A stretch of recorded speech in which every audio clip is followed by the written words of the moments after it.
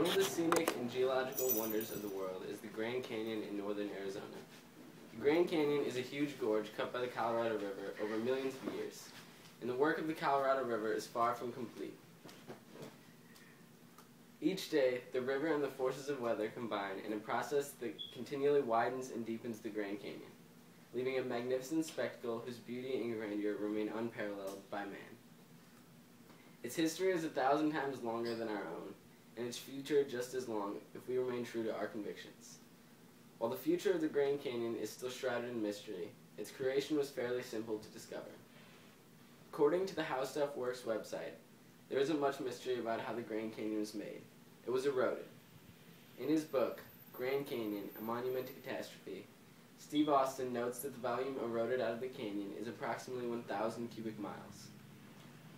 Virtually all of what once filled this great space has been carried off by the water, primarily the Colorado River. The bulk of this work was accomplished in no more than 5 or 6 million years, perhaps less.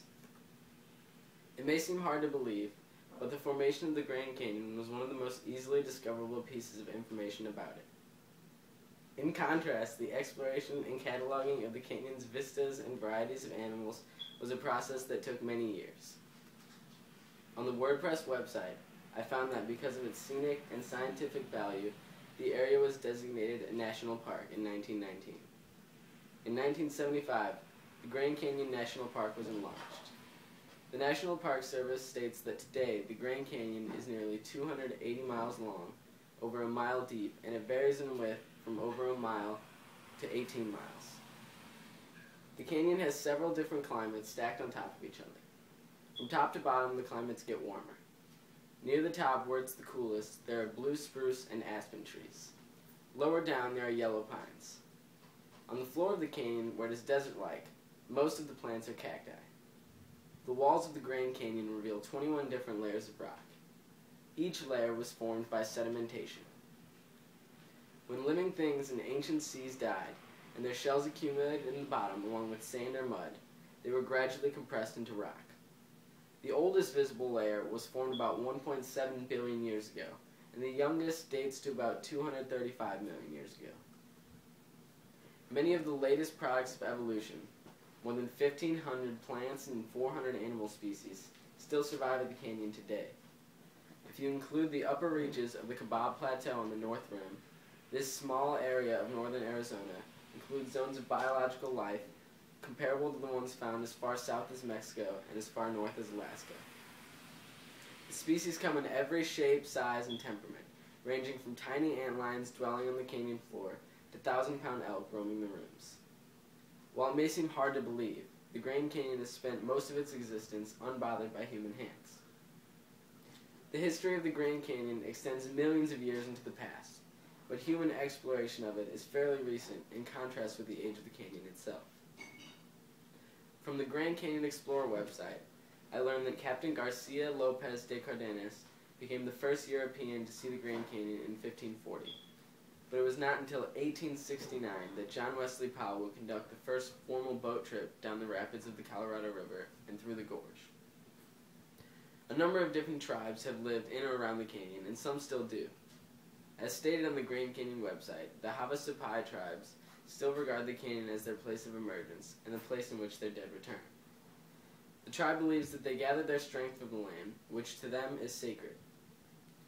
The America the Beautiful Quarters website states that their predecessors left more than 3,000 archaeological sites and artifacts as old as 10,000 years. In the 1500s, Spanish missionaries and gold-gray explorers passed through the area, but it wasn't until the 1800s that white people began settling here. The canyon's true magnificence, however, wouldn't be acknowledged until 1908 by President Theodore Roosevelt.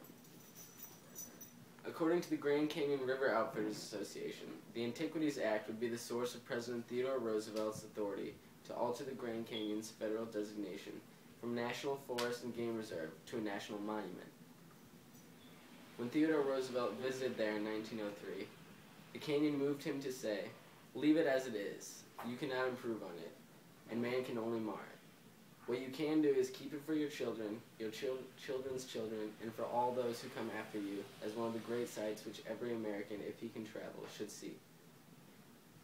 If not for President Roosevelt's appreciation for natural wonders, the Grand Canyon might have become home to shopping malls and 7-Elevens rather than the impressive spectacle it is today. In spite of personal perceptions of art, and even in the absence of a love for nature, anyone can appreciate the beauty and magnitude of the Grand Canyon. With the construction taking place over millions of years, and a builder powered by the very forces of nature, it is no wonder that the Grand Canyon is considered one of the 7 natural wonders of the world. Today it remains one of the few preserved sanctuaries left in the world, though even during the world's greatest natural peak, it would leave viewers in awe. The Grand Canyon was millions of years in the making, and if Theodore Roosevelt's legacy is respected, our presence here will not disrupt another million years to perfect it further. No matter how much people have heard about the Grand Canyon, seeing the real thing still makes them gasp. They gaze in awe at its huge vistas and stunning depth with every color of the rainbow in the rocks. Grand is almost a small term for this utterly spectacular place.